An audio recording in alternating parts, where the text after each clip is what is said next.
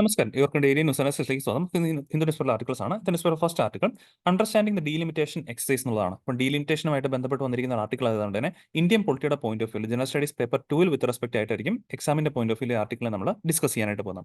അപ്പോൾ എന്താണ് delimitation of constituency ചോദിച്ചു കഴിഞ്ഞാൽ it's a process of fixing the number of seats and boundaries of territorial constituencies in each state for the Lok Sabha and legislative assemblies. അതായത് നമ്മൾ ശരിക്കും പറഞ്ഞാൽ India എന്ന് പറഞ്ഞു കഴിഞ്ഞാൽ ഡെമോക്രാറ്റിക് ആയിട്ടുള്ള രാജ്യമാണ്. ഇവിടെ ഭരണം നടത്തുന്ന ജനങ്ങളാൽ തെരഞ്ഞെടുക്കപ്പെടുന്ന റെപ്രസെന്റേറ്റീവ്സ് മുഖാന്തരമാണ്. അപ്പോൾ ആ ഒരു ജനങ്ങളാൽ തെരഞ്ഞെടുക്കപ്പെടുന്ന റെപ്രസെന്റേറ്റീവ്സ് ഏതൊരു ഈ പറഞ്ഞ പോലെ ലോക്സഭയിലെ അല്ലെങ്കിൽ രാജ്യസഭയിലെ എംപിമാരായിക്കോട്ടെ, അല്ലെങ്കിൽ ഈ പറഞ്ഞ പോലെ നമ്മുടെ സ്റ്റേറ്റ് ലെജിസ്ലേറ്റീവ് അസംബ്ലിയിലെ MLA മാരായിക്കോട്ടെ, ഇവരൊക്കെ തന്നെ ശരിക്കും പറഞ്ഞാൽ നമ്മൾ തെരഞ്ഞെടുക്കപ്പെടുന്നത്. ഇതിനകത്ത് ഡയറക്ട്ലി പറയുവാണെങ്കിൽ എംപിമാർ, ലോക്സഭ എംപിമാരും അതേപോലെ സ്റ്റേറ്റ് ലെജിസ്ലേറ്റീവ് അസംബ്ലീസിലെ MLA മാരെയും നമ്മൾ ഓരോരോ കോൺസ്റ്റുവൻസീസിൽ വെച്ചിട്ടാണ് ഇലക്ഷൻസ് കണ്ടക്ട് ചെയ്യുന്നത്. നമ്മൾ അസംബ്ലി മണ്ഡലങ്ങൾ എന്നൊക്കെ പലപ്പോഴും പറയാറില്ലേ. അപ്പോൾ ഇങ്ങനെ കോൺസ്റ്റുവൻസീസ് ഡിറ്റർമൈൻ ചെയ്യുന്ന വേറൊന്നും കൊണ്ടല്ല, ഒരു equal number of representation of people ഈ ഒരു ലോക്സഭയിലും അതുപോലെ സ്റ്റേറ്റ് ലെജിസ്ലേറ്റീവ് അസംബ്ലീസിലൊക്കെ തന്നെ ഉണ്ടാകാൻ വേണ്ടിയിട്ടാണ്. അപ്പോൾ ലോക്സഭയുടെ കാര്യം പറയുവാണെങ്കിൽ നമുക്ക് 543 MPമാരാണ് നിലവിൽ നമുക്കുള്ളത്. ആ ഓരോ MPമാരെ റെപ്രസെന്റ് ചെയ്യുന്നത് ഓൾമോസ്റ്റ് ഈക്വൽ നമ്പർ ഓഫ് ആൾക്കാരെ വെച്ചിട്ടായിരിക്കും. അപ്പോൾ ഒരു യൂണിഫോം ആയിട്ടുള്ള റെപ്രസെന്റേഷൻ നമുക്ക് ലോക്സഭയിൽ കൊണ്ടുവരാൻ സാധിക്കും. അതേപോലെ ഇപ്പോൾ നമ്മൾ കേരളത്തിന്റെ ആംഗിൾ നോക്കുവാണെങ്കിൽ 140 MLA മാരെ നമുക്കുണ്ട്. അവിടെ ഓരോ MLA മാരെ റെപ്രസെന്റ് ചെയ്യുന്ന ഒരു ഈക്വൽ നമ്പർ ഓഫ് പീപ്പിൾ ജനങ്ങളെ വെച്ചിട്ടായിരിക്കും. അപ്പോൾ അതുകൊണ്ട് ആ യൂണിഫോം ആയിട്ടുള്ള റെപ്രസെന്റേഷന് വേണ്ടിയിട്ടാണ് നമ്മൾ ഇത്തരത്തിൽ ഈ പറഞ്ഞ നമ്മുടെ രാജ്യത്തിനെ ഒരു റെപ്രസെന്റേഷന് വേണ്ടിയിട്ട് ഒരു കോൺസ്റ്റുവൻസീസ് ആയിട്ട് നമ്മൾ ഡിവൈഡ് ചെയ്യുന്നത്. അപ്പോൾ ഇവിടെ ഓരോ സെൻസസ് നടപ്പാക്കുമ്പോൾ സെൻസസ് കണ്ടക്ട് ചെയ്തതിനു ശേഷം ഇത്തരത്തിൽ അസംബ്ലി കോൺസ്റ്റിറ്റ്യുവൻസീസിന്റെ ഡീലിമിറ്റേഷൻസ് കണ്ടക്ട് ചെയ്യണം എന്നുള്ളതാണ് നിയമത്തിൽ പറയുന്നത്. പക്ഷേ ഈ പറഞ്ഞ പോലെ ലാസ്റ്റ് ഓഫ് ഓൾ നമ്മൾ സെൻസസ് കണ്ടക്ട് ചെയ്തത് 2011 ഓൾറെഡി നമുക്കറിയാം സെൻസസ് എന്ന് പറഞ്ഞാൽ ഓരോ 10 വർഷം കൂടുമ്പോഴും കണ്ടക്ട് ചെയ്യേണ്ട ഒരു എക്സസൈസ് ആണ്, ഒരു ഡെസനിയൽ എക്സസൈസ് ആണ്. പക്ഷേ ഇന്ത്യയിൽ ഈ പറഞ്ഞ പോലെ ലാസ്റ്റ് 2021 സെൻസസ് നടപ്പാക്കേണ്ടതായിരുന്നു. കോവിഡിന്റെ പശ്ചാത്തലത്തിലാണ് നടപ്പാക്കാൻ പറ്റാതെ പോയത്. അതുകൊണ്ട് 2011 ലാസ്റ്റ് സെൻസസ് നടന്നത്. അതിനു മുമ്പ് 2001 നടന്നത്. എന്നാൽ ഈ സെൻസസുകളിൽ ഒന്നും തന്നെ നമ്മൾ എന്ത് കണ്ടക്ട് ചെയ്തിട്ടുണ്ടായിരുന്നില്ല, ഡീലിമിറ്റേഷൻ എക്സസൈസ് കണ്ടക്ട് ചെയ്തിട്ടുണ്ടായിരുന്നില്ല. ലാസ്റ്റ് പറയുവാണെങ്കിൽ ഇന്ത്യയിൽ ഡീലിമിറ്റേഷൻ എക്സസൈസ് കണ്ടക്ട് ചെയ്തത് 1971 ആ ഒരു ടൈം പീരിയഡിലാണ്. കാരണം അതിനുശേഷം ഇന്ത്യയിൽ ഒരു ഡെമോഗ്രാഫിക് ചേഞ്ച് നടക്കുന്നുണ്ട്. എസ്പെഷ്യലി സതേൺ ഇന്ത്യ സതേൺ സ്റ്റേറ്റുകൾ നോക്കുവാണെങ്കിൽ ഇപ്പോൾ കേരളം ആയിക്കോട്ടെ, തമിഴ്നാട് ആയിക്കോട്ടെ, ഇങ്ങനെയുള്ള ഈ സതേൺ സ്റ്റേറ്റുകളിൽ ഈ പറഞ്ഞ പോലെ പോപ്പുലേഷൻ ലിമിറ്റേഷൻ നല്ല രീതിയിലുള്ള പ്രോഗ്രാമുകളൊക്കെ കണ്ടക്ട് ചെയ്യുന്നതിന്റെ ഭാഗമായിട്ട് പോപ്പുലേഷൻ റിഡക്ഷൻ കോസ് ചെയ്യുന്നുണ്ട്. എന്നാൽ നോർത്ത് ഇന്ത്യൻ സ്റ്റേറ്റുകൾ നോക്കുവാണെങ്കിൽ പോപ്പുലേഷന് യാതൊരു രീതിയിലുള്ള റിഡക്ഷൻ അത്രത്തോളം കാണുന്നില്ല. അപ്പോൾ അതിന്റെ ഒരു പശ്ചാത്തലത്തിൽ നോക്കുമ്പോഴേക്കും ഈ പോപ്പുലേഷൻ കുറയുന്ന കാരണം സൗത്ത് ഇന്ത്യൻ സ്റ്റേറ്റുകളിൽ ഇത്തരത്തിലുള്ള ഡീലിമിറ്റേഷൻസ് കണ്ടക്ട് ചെയ്യുമ്പോഴേക്കും സീറ്റുകളുടെ ലോക്സഭയിലേക്കൊക്കെയുള്ള സീറ്റുകളുടെ എണ്ണത്തിൽ കുറവ് വരുന്നതായിട്ട് കാണുന്നുണ്ട്. കാരണം പോപ്പുലേഷൻ കുറയുമ്പോൾ അതിനെ വിത്ത് റെസ്പെക്ട് ചെയ്ത് അത്രയും MPമാരുടെ ആവശ്യമില്ലല്ലോ എന്ന് കാണുമ്പോഴേക്കും ഈ റെപ്രസെന്റേഷന്റെ എണ്ണം പതുക്കെ പതുക്കെ കുറയുന്നു.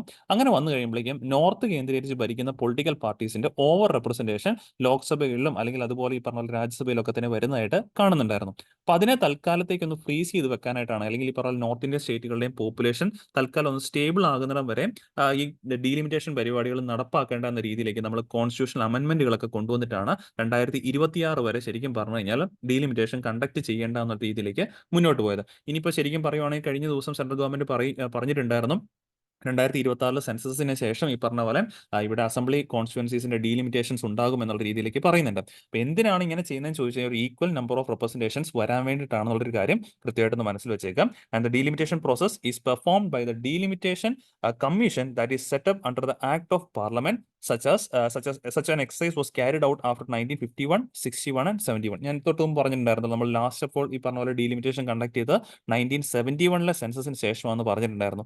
കാരണം ആ സെൻസസിന് ശേഷമാണ് ആ ഒരു ചേഞ്ച് ഈ പറഞ്ഞ പോലെ ഡെമോഗ്രാഫിക് ചേഞ്ച് മുൻനിർത്തി ഈ പറഞ്ഞ പോലെ തൽക്കാലത്തേക്ക് നമ്മൾ ഈ ഒരു ഡീലിമിറ്റേഷൻ കണ്ടക്ട് ചെയ്യേണ്ടെന്ന രീതിയിലേക്ക് മുന്നോട്ട് പോയതും അതിന്റെ ഭാഗമായിട്ട് നമ്മൾ ഈ പറഞ്ഞ പോലെ അമെന്റ്മെന്റുകൾ കൊണ്ടുവരുന്നുണ്ട്. First of all 42nd amendment ആക്ടിലൂടെ തൽക്കാലത്തേക്ക് 2000 വരെ ഈ പറഞ്ഞ ഡീലിമിറ്റേഷൻ കണ്ടക്ട് ചെയ്യേണ്ട എന്നുള്ള തീരുമാനമെടുത്തു. പക്ഷെ 2000 ആയപ്പോഴും ആ പോപ്പുലേഷൻ സ്റ്റേബിൾ ആകുന്നത് കാണാഞ്ഞപ്പോഴേക്കും നമ്മൾ എന്ത് ചെയ്തു, വീണ്ടും ആ ഒരു ഡീലിമിറ്റേഷൻ കണ്ടക്ട് ചെയ്യുന്ന കുറച്ച് നാളെയും കൂടെ 2026 വരേക്കും അത് എക്സ്റ്റെൻഡ് ചെയ്തു. Through the 84th amendment act 84ാമത്തെ കോൺസ്റ്റിറ്റ്യൂഷൻ അമെന്റ്മെന്റ് ആക്ടിലൂടെ നമ്മൾ 2026 വരെ ഡീലിമിറ്റേഷൻ കണ്ടക്ട് ചെയ്യേണ്ട രീതിയിലേക്കും പോയിട്ടുണ്ടായിരുന്നു. അപ്പോൾ 2026 ശേഷം ഡീലിമിറ്റേഷൻ കണ്ടക്ട് ചെയ്യുമെന്ന് സെൻട്രൽ ഗവൺമെന്റ് റീസെന്റ് പറഞ്ഞിട്ടുണ്ടായിരുന്നു. കാരണം അതൊക്കെ കണ്ടക്ട് ചെയ്തെങ്കിൽ മാത്രമേ ഉള്ളൂ ലോക്സഭയിലേക്കൊക്കെ ആണെങ്കിലുമുള്ള വനിതാ പ്രാതിനിധ്യം, വുമൺ റെപ്രസെന്റേഷൻ ഒക്കെ ആണെങ്കിൽ നമ്മൾ റീസെന്റ് ബില്ലൊക്കെ കൊണ്ടുവന്ന് മാറ്റാനായിട്ട് ആഗ്രഹിക്കുന്നുണ്ടല്ലോ. അതെല്ലാം നടപ്പാക്കണമെങ്കിൽ ഈ ഒരു ഡീലിമിറ്റേഷൻ പ്രോസസ്സ് കണ്ടക്ട് ചെയ്തെങ്കിൽ മാത്രമേ നടപ്പാക്കാൻ പറ്റുള്ളൂ എന്നുള്ള കാര്യം ഓർത്ത് വെച്ചേക്കാം. അപ്പം നിലവിൽ നമ്മൾ നോക്കുവാണെങ്കിൽ നമ്മുടെ കോൺസ്റ്റിറ്റ്യുവൻസീസിന് എണ്ണം 543 ഉണ്ട്.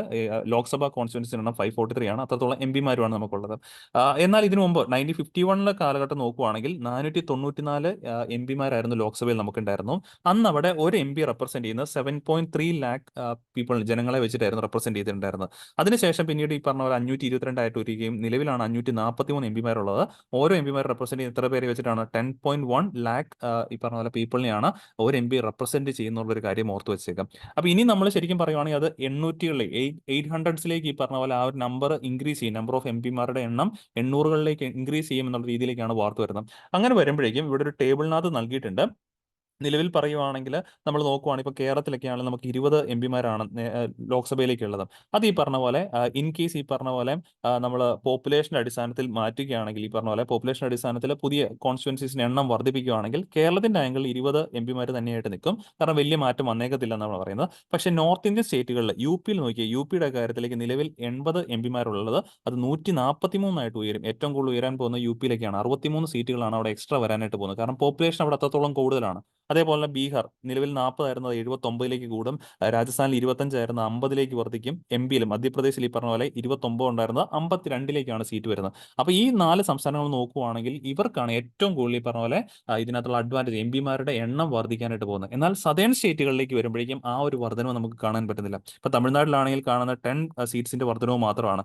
ആന്ധ്രാപ്രദേശും തെലങ്കാനയും കൂടെ ചേർത്ത് കഴിഞ്ഞാൽ 12 സീറ്റുകൾ. കേരളത്തിലാണെങ്കിൽ സീറ്റ് വർധന ഒന്നിനെ നടപ്പാകാൻ പോകുന്നില്ല. അപ്പോൾ അങ്ങനെ കേരളം, ഹിമാചൽ പ്രദേശ്, അതേപോലെ പഞ്ചാബ് ഇങ്ങനെയുള്ള സംസ്ഥാനങ്ങൾ നോക്കുമ്പോഴേക്കും ഇവിടങ്ങളിൽ ഈ പറഞ്ഞ പോലെ വളരെ ചെറിയ രീതിയിലുള്ള ഒരു ഇൻക്രീസ് ഒക്കെ മാത്രമാണ് കാണുന്നത്. അപ്പോൾ ഇതൊക്കെയാണ് ബേസിക്കലി ഒരു എന്താ പറയാ അൺഈക്വൽ റെപ്രസെന്റേഷൻ ഒരുപക്ഷെ വരാനായിട്ടുള്ള സാധ്യതയുണ്ട്. ലോക്സഭയിൽ സദേൺ സ്റ്റേറ്റുകളുടെ ഈ പറഞ്ഞ പോലെ റെപ്രസെന്റേഷൻ ഒരുപക്ഷെ കുറയാനായിട്ടുള്ള സാധ്യതയുണ്ട് കമ്പയർഡ് ടു നോർത്തേൺ സ്റ്റേറ്റുകളായ യു പി, ബീഹാർ, രാജസ്ഥാൻ, മധ്യപ്രദേശ് തുടങ്ങിയ സംസ്ഥാനങ്ങളെ കമ്പയർ ചെയ്യുമ്പോഴേക്കും കേരളം പോലുള്ള സദേൺ സ്റ്റേറ്റുകളുടെ റെപ്രസെന്റേഷൻ ഒരുപക്ഷെ കുറയാൻ സാധ്യതയുണ്ട് എന്നുള്ള രീതിയിലും വരുന്നുണ്ട്.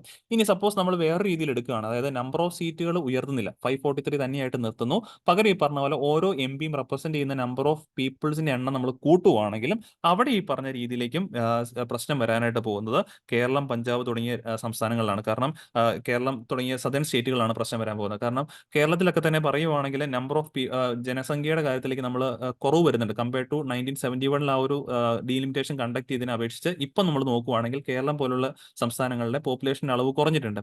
സോ അതുകൊണ്ട് തന്നെ ഈ പറഞ്ഞ പോലെ കൂടുതൽ ആൾക്കാരെ ഒരു എം പിക്ക് കൂടുതൽ ആൾക്കാരെ റെപ്രസെന്റ് ചെയ്യാം എന്നൊരു രീതിയിലേക്ക് വന്നു കഴിഞ്ഞാൽ ഒരു പക്ഷേ എന്ത് ചെയ്തേക്കാം, കേരളത്തിന്റെ ആണെങ്കിൽ നമ്പർ ഓഫ് സീറ്റുകൾ കുറയാൻ സാധ്യതയുണ്ട്. കേരളത്തിൽ നോക്കി ഇപ്പം നിലവിൽ 20 ഉള്ളത് ചിലപ്പോൾ എന്ത് ചെയ്തേക്കാം 12ലേക്ക് കുറഞ്ഞേക്കാം.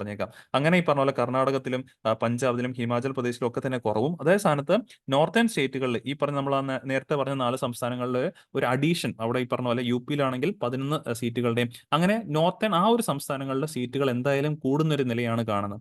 അപ്പം അവിടെ ആ ഒരു ഭരിക്കുന്ന ഗവൺമെന്റിന് ഒരു ആഡഡ് അഡ്വാൻറ്റേജ് ഒരുപക്ഷെ ലോക്സഭയിലേക്ക് കിട്ടിയേക്കും എന്നുള്ള രീതിയിലും ഈ ഒരു ആർട്ടിക്കിൾ വരുന്നുണ്ട്.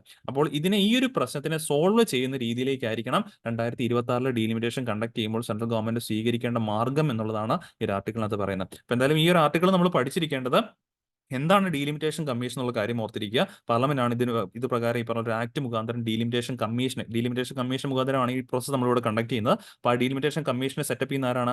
പാർലമെന്റ് ആണ്. ത്രൂ ആൻ ആക്ട് ആണെന്നുള്ളൊരു കാര്യം ഓർക്കുക.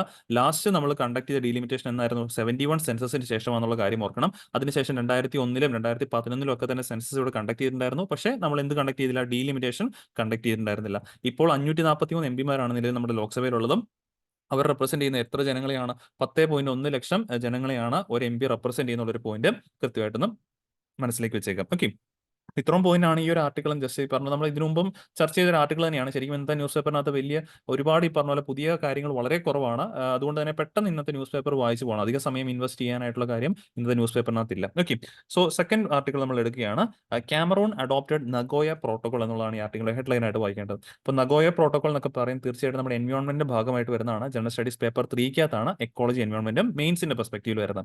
അപ്പോൾ ഇവിടെ നോക്കുവാണെങ്കിൽ നഗോയ പ്രോട്ടോകോൾ എന്തിന്റെ ഭാഗമാണെന്ന് ചോദിച്ചു കഴിഞ്ഞാൽ കൺവെൻഷൻ ഓൺ ബയോളജിക്കൽ ഡൈവേഴ്സിറ്റിയുടെ ഭാഗമാണ്. നമ്മൾ 92 ഈ പറഞ്ഞ പോലെ റിയോ ഡി ജനീറോയിൽ നടന്ന United Nations conference on environment and development ഭാഗമായിട്ട് സൈൻ ചെയ്തൊരു എഗ്രിമെന്റ് ആണ് കൺവെൻഷൻ ഓൺ ബയോളജിക്കൽ ഡൈവേഴ്സിറ്റി. പലപ്പോഴും UPSC പ്രിലിംസിനൊക്കെയാണ് ചോദിച്ചിട്ടാണ് എന്താണ് ഈ കൺവെൻഷൻ ഓൺ ബയോളജിക്കൽ ഡൈവേഴ്സിറ്റി എന്ന് പറഞ്ഞു കഴിഞ്ഞാൽ ഇത് പേര് പോലെ തന്നെ ബയോഡൈവേഴ്സിറ്റി കൺവെൻഷനുമായിട്ട് ബന്ധപ്പെട്ട ഒരു എഗ്രിമെന്റ് ആണ്. ഇതിന്റെ ഭാഗമായിട്ട് 3 ഒബ്ജക്റ്റീവ്സ് ആണുള്ളത്. ഫസ്റ്റ് ഒബ്ജക്റ്റീവ് ആണ് കൺസർവേഷൻ ഓഫ് ബയോളജിക്കൽ ഡൈവേഴ്സിറ്റി എന്ന് പറയുന്ന ഒരു ഒബ്ജക്റ്റീവ് ഇതിനുണ്ട്. രണ്ടാമത്തതാണ് the sustainable use of biological diversity. ഒന്നാമത്തെ ഒബ്ജക്റ്റീവ് ബയോളജിക്കൽ ഡൈവേഴ്സിറ്റി കൺസർവ് ചെയ്യാം. രണ്ടാമത്തെ ഒബ്ജക്റ്റീവ് ആണ് sustainable use of biological diversity. മൂന്നാമത്തെ ഒബ്ജക്റ്റീവ് ആണ് fair and equitable sharing of benefits arising out of the utilization of genetic resources. Genetic റിസോഴ്സസിന്റെ ഈ പറഞ്ഞ പോലെ ഉപയോഗത്തിൽ നിന്നും ഉണ്ടാകുന്ന ബെനിഫിറ്റുകൾ ഈക്വൽ ആയിട്ടും ഫെയർ ആയിട്ടും ഷെയർ ചെയ്യുക എന്നുള്ളതും ഇതിന്റെ ഒരു ഒബ്ജക്റ്റീവ് തന്നെയാണ്.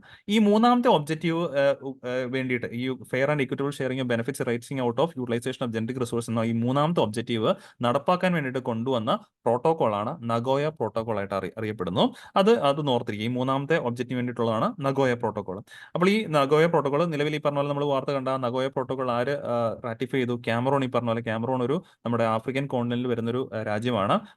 ബൗണ്ടറി സ്റ്റേറ്റ്സ് നോക്കുവാണെങ്കിൽ നൈജീരിയയും അതേപോലെ തന്നെ നൈജീരിയ നമുക്ക് കാണാൻ സാധിക്കും. നൈജീരിയ ഈ പറഞ്ഞ പോലെ ഇതിന്റെ ഒരു ബോർഡറിംഗ് നേഷൻ എന്നുള്ളൊരു പോയിന്റും കൃത്യമായിട്ട് ഓർത്ത് വെച്ചേക്കാം. സോ എന്തായാലും ഈ ഒരു കാര്യമാണ് മെയിൻ ആയിട്ട് ഓർക്കണം. എന്താണ് Nagoya protocol? Nagoya protocol convention of biological ഡൈവേഴ്സിറ്റിയുടെ ഭാഗമാണ്. കൺവെൻഷണൽ ബയോളജിക്കൽ ഡൈവേഴ്സിറ്റിക്ക് 3 ഒബ്ജക്റ്റീവ്സ് ഉണ്ട്. ഒന്നാമത് conservation of biological diversity, 2 sustainable use of biological diversity, മൂന്നാമത്താണ് fair and equitable sharing of benefits arising out of utilization of genetic resources.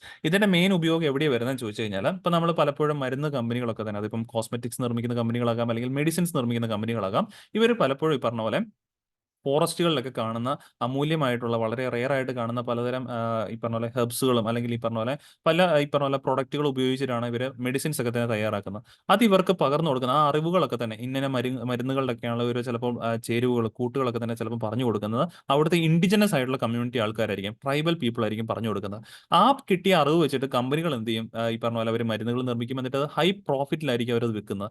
എന്നാൽ ഈ അറിവ് ഇവർക്ക് പകർന്നു കൊടുത്ത ഇൻഡിജിനസ് കമ്മ്യൂണിറ്റിക്ക് ഇതിൽ നിന്നുള്ള ഒരു ബെനിഫിറ്റും ചിലപ്പോൾ കിട്ടുന്നുണ്ടാവില്ല. പക്ഷേ ഈ നഗോയ പ്രോട്ടോകോൾ സൈൻ ചെയ്ത് കഴിഞ്ഞാൽ നമ്മൾ തീർച്ചയായിട്ടും ഇത്തരത്തിലുള്ള ബെനിഫിറ്റ് ഷെയറിങ്ങുകൾ ചെയ്തിരിക്കണം. അതാണ് fair and equitable sharing of benefits arising out of the utilization of genetic resource കൊണ്ട് പറയുന്നത്. അപ്പോൾ അത് നിലവിൽ ഈ പറഞ്ഞ പോലെ ആര് റാറ്റിഫൈ ചെയ്തു? ക്യാമറൂൺ റാറ്റിഫൈ ചെയ്തു എന്നുള്ളതാണ് വാർത്ത വന്നിരിക്കുന്നത്. ഇത്രയും പോയിന്റ് നമുക്ക് എക്സാമിന്റെ രീതിയിൽ മനസ്സിലാക്കിയിരിക്കേണ്ടതുണ്ട്. ഓക്കെ, ഇനി അടുത്തൊരു ആർട്ടിക്കിളാണ് മെസ്സിനിയൻ ഇവന്റിനെ കുറിച്ച് പറയുന്നത്. ഇത് ജോഗ്രഫിയുടെ പെർസ്പെക്റ്റീവ് വരുന്ന ഒരു ആർട്ടിക്കിളാണ് മെസ്സിനിയൻ ഇവന്റ്. പ്രിലിംസിന് ഒരുപക്ഷെ ചോദിക്കാനൊക്കെ സാധ്യതയുള്ള ഒരു ഇവന്റ് കൂടിയാണ്. കാരണം മെസ്സിനിയൻ ഇവന്റ് എന്ന് പറഞ്ഞു കഴിഞ്ഞാൽ അടുത്തിടെ നടന്നൊരു സംഭവമല്ല. ശരിക്കും പറഞ്ഞാൽ 5.3 മില്യൺ ഇയേഴ്സ് മുമ്പ് അല്ലെങ്കിൽ ഈ പറഞ്ഞ 6 മില്യൺ ഇയേഴ്സ് മുമ്പ് ലോകത്തുണ്ടായ ഒരു ഇവന്റ് ആണ് ഈ മെസ്സിനിയൻ സലൈനിറ്റി ക്രൈസിസ് അഥവാ മെസ്സിനിയൻ ഇവന്റ് എന്ന് പറയുവാണെങ്കിൽ. അപ്പോൾ ഇത് പ്രിലിംസിന് ചോദിക്കാൻ സാധ്യതയുള്ളത് ഈ Messinian event recent seen news is connected with which of the following sea എന്ന് വേണമെങ്കിൽ ചോദിക്കാം. മെഡിറ്ററേനിയൻ സീയുമായിട്ട് അസോസിയേറ്റ് ചെയ്ത് നടന്ന ഒരു ഇവന്റ് ആണ് ഈ മെസ്സിനിയൻ ഇവന്റ് എന്ന് പറയുകയാണെങ്കിൽ. അതായത് ഒന്നുമില്ല, വർഷങ്ങൾ ഇപ്പം ഇതാണ് നമ്മുടെ മെഡിറ്ററേനിയൻ സീയുടെ ഒരു മാപ്പ് നിങ്ങൾക്ക് ഇപ്പം കാണാൻ സാധിക്കുന്നുണ്ട്. ഇവിടെ നമ്മൾ നോക്കുവാണെങ്കിൽ ഈ താഴ്ഭാഗത്ത് കാണുന്നത് ആഫ്രിക്കൻ കോണ്ടിനെന്റ് ആണ്. ഈ ഭാഗം ആഫ്രിക്കൻ കോണ്ടിനെന്റും മേളിൽ യൂറോപ്യൻ കോണ്ടിനെന്റും ആണ് ബേസിക്കലി ഉള്ളത്. അപ്പോൾ ഈ യൂറോപ്പിനും അതേപോലെ തന്നെ ആഫ്രിക്കൻ കോണ്ടിനും ഇടയിലുള്ള ചെറിയൊരു ഗ്യാപ്പാണ് ശരിക്കും സ്ട്രേറ്റ് ഓഫ് ജിബ്രാൾട്ടർ എന്നൊക്കെ നമ്മൾ അറിയപ്പെടുന്നതാണ്. ഈ സ്പെയിനും മൊറോക്കോയ്ക്കും ഇടയിലുള്ള ചെറിയ ഗ്യാപ്പാണ് ഇപ്പുറത്തെ അറ്റ്ലാന്റിക് ഓഷ്യനെയും ഇവിടെ മെഡിറ്ററേനിയൻ സീയും തമ്മിൽ ബന്ധിപ്പിക്കുന്നത്. അപ്പോൾ വർഷങ്ങൾക്ക് മുമ്പ്, അതായത് 6 മില്യൺ ഇയേഴ്സിന് മുമ്പ് ശരിക്കും പറഞ്ഞു കഴിഞ്ഞാൽ എന്ത് സംഭവിച്ചു? ഈ ഒരു ആഫ്രിക്കൻ കോണ്ടിനെന്റ് നമ്മുടെ യൂറോപ്യൻ കോണ്ടിനുമായിട്ട് കൊളൈഡ് ചെയ്യുകയാണ്. മൂവ്മെന്റ്, അപ്വേർഡ് മൂവ്മെന്റ് മൂലം കൊളൈഡ് ചെയ്തു. കൊളൈഡ് കഴിഞ്ഞപ്പോഴേക്കും ഇവിടെ ഈ ഗ്യാപ്പ് ഉണ്ടായിരുന്നു, അതങ്ങ് നിന്നുപോയി. ആ ഗ്യാപ്പ് നിന്ന് പോയി കഴിഞ്ഞപ്പോഴേക്കും അറ്റ്ലാന്റിക് ഓഷനും മെഡിറ്ററേനിയൻ സീക്കും തമ്മിൽ പിന്നെ ഇടയിലെ ബന്ധമൊന്നുമില്ല. അങ്ങനെ വന്നു കഴിഞ്ഞപ്പോഴേക്കും കംപ്ലീറ്റ്ലി ക്ലോസ്ഡ് ആയി. ഇവിടെ നമ്മൾ കാണുന്ന ഇവിടെയാണ് സ്യൂസ് കനാൽ ഉള്ളത്. ഈ സ്യൂസ് കനാലൊക്കെ പിന്നീട് ഈ പറഞ്ഞ ആർട്ടിഫിഷ്യൽ ആയിട്ട് നമ്മൾ നിർമ്മിച്ചതൊക്കെ തന്നെയാണ്. ഇത് ഇവിടെ ക്ലോസ് ആയി കഴിഞ്ഞപ്പോഴേക്കും ഓൾ ടുഗദർ ഈ മെഡിറ്ററേനിയൻ സീ കംപ്ലീറ്റ്ലി അങ്ങ് ട്രാപ്പ് ആയി പോവുകയും പിന്നീട് ഈ മെഡിറ്ററേനിയൻ സീയിലെ വെള്ളം ഇവാപറേറ്റ് ചെയ്ത് വെള്ളം വറ്റിപ്പോകുന്ന ഒരു സാഹചര്യത്തിലേക്ക് വരികയാണ്, വരുന്ന സംഭവമാണ് ഈ ഒരു മെസ്സിനിയൻ ഇവന്റ് അഥവാ മെസ്സിനിയൻ സലൈനിറ്റി ക്രൈസ്. കാരണം വാട്ടർ ഇവാപറേറ്റ് ചെയ്ത് കഴിഞ്ഞാൽ പിന്നെ അവിടെ സോൾട്ട് കണ്ടന്റ് രൂപപ്പെടുകയും അങ്ങനെ ഒരു പ്രശ്നമായിരുന്നു ഈ മെസ്സിനിയൻ സലൈനിറ്റി ക്രൈസ് അഥവാ മെസ്സിനിയൻ ഇവന്റ് എന്ന് പറഞ്ഞാൽ. So Messinian event was a geological event during which the Mediterranean sea went into a cycle of partial or nearly complete drying up and it was one of the most severe ecological crisis in the earth history. ഇപ്പൊ എന്തുകൊണ്ട് ഇത് വാർത്തയിൽ വന്നു ചോദിച്ചാൽ, recent Israel uncovered a never before known under water canyon near Cyprus that dates back to the Messinian event. അപ്പൊ Messinian event ഭാഗമായിട്ട് അവിടെ കടലിന്റെ അടുത്തിട്ട് രൂപപ്പെട്ട വലിയൊരു ക്യാനിയൻ ഈ പറഞ്ഞ പോലെ ഇസ്രായേൽ റീസെന്റ് കണ്ടുപിടിച്ചു എന്ന രീതിയിലാണ് വാർത്ത വന്നിരിക്കുന്നത്. ഇതിന് ചോദിക്കാൻ സാധ്യതയുള്ള ഒരു പോയിന്റ് എന്ന് പറയുന്നത് എന്താണ് മെസ്സിനിയൻ ക്രൈസിസ് എന്ന് പറഞ്ഞുകൊണ്ട് വേണമെങ്കിൽ ഒരു ഓപ്ഷൻ ആയിട്ട് വേണമെങ്കിൽ ചോദിക്കാം. അല്ല എങ്കിൽ ഒരു സ്റ്റേറ്റ്മെന്റ് ആയിട്ട് ഒരു ക്വസ്റ്റ്യൻ പ്രതീക്ഷിക്കാം. അല്ല എങ്കിൽ Messinian event recent seen news is connected which of the following sea എന്ന് പറഞ്ഞുകൊണ്ട് അതിനകത്ത് ഒരു ഓപ്ഷൻ തീർച്ചയായിട്ടും ആര് കണ്ടേക്കാം? മെഡിറ്ററേനിയൻ സീ കണ്ടേക്കാം എന്നുള്ളൊരു പോയിന്റ് ഓർക്കുക. അല്ലെങ്കിൽ നമ്മൾ നേരത്തെ കാണിച്ച പോലെ മെഡിറ്ററേനിയൻ സീയുടെ ബൗണ്ടറിംഗ് നേഷൻസ് ഏതൊക്കെയാണെന്നുള്ള കാര്യം കൃത്യമായിട്ട് അറിഞ്ഞിരിക്കണം. മെഡിറ്ററേനിയൻ സീയും അറ്റ്ലാന്റിക് ഓഷൻ തമ്മിൽ ഈ പറഞ്ഞ സെപ്പറേറ്റ് ചെയ്യുന്ന ഈ ഒരു സ്ട്രേറ്റിന്റെ പേര് സ്ട്രേറ്റ് ഓഫ് ജിബ്രാൾട്ടറും കൃത്യമായിട്ടൊന്ന് മനസ്സിൽ വെച്ചേക്കാം. ഓക്കെ, ഇത്രയും പോയിന്റ് ആണ് ഈ ഒരു ആർട്ടിക്കിൾ നമ്മൾ വ്യക്തമായിട്ടും മനസ്സിലാക്കേണ്ടത്. അടുത്തൊരു ആർട്ടിക്കിൾ നമ്മുടെ സയൻസ് ആൻഡ് ടെക്നോളജിയുമായിട്ട് ബന്ധപ്പെട്ട ആർട്ടിക്കിളാണ്. DRDOയുമായിട്ട് കണക്ട് ആയിട്ടുള്ള ആർട്ടിക്കിളാണ് അഭ്യാസ്. ഓക്കെ, അഭ്യാസ് എന്ന് പറഞ്ഞു കഴിഞ്ഞാൽ റീസെന്റ് പറഞ്ഞ പോലെ നമ്മുടെ DRDO ടെസ്റ്റ് ഫയർ ചെയ്ത ഒരു high speed expandable aerial target ആണ് അഭ്യാസ് എന്നുള്ള കാര്യം ഓർക്കാം. അപ്പൊ എന്താണെന്ന് ചോദിച്ചാൽ റീസെന്റ് നമ്മൾ പലപ്പോഴും കാണാറുള്ളത് നമ്മുടെ ഡിഫൻസിന് വേണ്ടിയിട്ട് ഏറ്റവും കൂടുതൽ ഈ പറഞ്ഞ പോലെ യുദ്ധ എക്യുപ്മെന്റ്സുകൾ ആംസ് ഒക്കെ തന്നെ നിർമ്മിക്കുന്ന ഒരു ഓർഗനൈസേഷനാണ് നമ്മുടെ DRDO. അപ്പൊ ഇവര് നിർമ്മിക്കുന്ന ഇപ്പൊ ഫൈറ്റർ ജെറ്റുകളായിക്കോട്ടെ അല്ലെങ്കിൽ മിസൈലുകളൊക്കെ ആയിക്കോട്ടെ ഒരുപാടെണ്ണം നമ്മൾ ഓൺ എയർ ടാർഗറ്റുകൾ വെച്ചിട്ട് ഫയർ ചെയ്യാറുണ്ട്. മീൻസ് ആകാശത്തൂടെ വരുന്ന എന്തെങ്കിലും ഒരു എനിമി ടാർഗറ്റിനെ നമ്മൾ നമ്മുടെ മിസൈലുകളും അതേപോലെ തന്നെ ഫൈറ്റർ എയർക്രാഫ്റ്റ്സ് ഒക്കെ ഉപയോഗിച്ചിട്ട് നമ്മൾ ടാക്കിൾ ചെയ്യാറുണ്ട്. അപ്പോൾ അങ്ങനെ ടാക്കിൾ ചെയ്യാനായിട്ട് നമുക്കൊരു ഒരു ഡെമോ പർപ്പസിന് വേണ്ടിയിട്ട് ഇപ്പം ഒരു എനിമി ടാർഗറ്റ് എയറിലൂടെ ഫ്ലൈ ചെയ്ത് വരുന്നതിന് ഒരു ഡെമോ പർപ്പസിന് വേണ്ടിയിട്ട് ഉപയോഗിക്കുന്നതാണ് ഈ ഒരു അഭ്യാസ് എന്ന് പറയുന്നത്. ഇപ്പൊ ഈ പിക്ചറിൽ നിങ്ങൾക്ക് കാണാൻ സാധിക്കും ഈ ടെസ്റ്റ് ഫയർ ചെയ്തിരിക്കുന്ന അത്തരത്തിലുള്ളൊരു എനിമി ടാർഗറ്റ് പോലെ നമുക്ക് അസ്യൂം ചെയ്യാൻ പറ്റുന്ന, അതായത് ഇങ്ങനെ ഒരു ടാർഗറ്റ് എയറിലൂടെ പറന്നു വന്നു കഴിഞ്ഞാൽ അതിന് എത്രത്തോളം ആക്യുറേറ്റ് ആയിട്ട് നമുക്ക് ടാർഗറ്റ് ചെയ്യാൻ പറ്റും എന്ന് വെച്ചിട്ട് വേണം നമ്മുടെ മിസൈലുകളും അതേപോലെ നമ്മുടെ ഫൈറ്റർ ജെറ്റ്സ് ഒക്കെ തന്നെ നമുക്ക് കുറച്ചുകൂടി ഡിസൈൻ ചെയ്യേണ്ടത്. അങ്ങനെ ഡിസൈൻ ചെയ്യുവാണെങ്കിൽ കുറേ കൂടെ ആക്യുറേറ്റ് ആയിട്ട് നമ്മുടെ ആർമിക്കും അല്ലെങ്കിൽ എയർഫോഴ്സിനും ഒക്കെ തന്നെ കൃത്യമായിട്ട് ഫംഗ്ഷൻ ചെയ്യാനായിട്ട് സാധിക്കുകയും ചെയ്യും. അപ്പൊ അതിന് സഹായിക്കുന്ന ഒരു എക്സ്പെരിമെന്റൽ മിഷൻ ആയിരുന്നു ഈ അഭ്യാസ് എന്നുള്ള കാര്യം ഓർക്കാം. It was a flight trial ആണ് റീസെന്റ് കണ്ടക്ടഡ് ബൈ DRDO. അപ്പോൾ അഭ്യാസ് എന്ന് പറഞ്ഞു കഴിഞ്ഞാൽ it's a high speed expendable aerial target and HEAT എന്നറിയപ്പെടുന്നു. High speed expendable aerial target and it design by DRDO.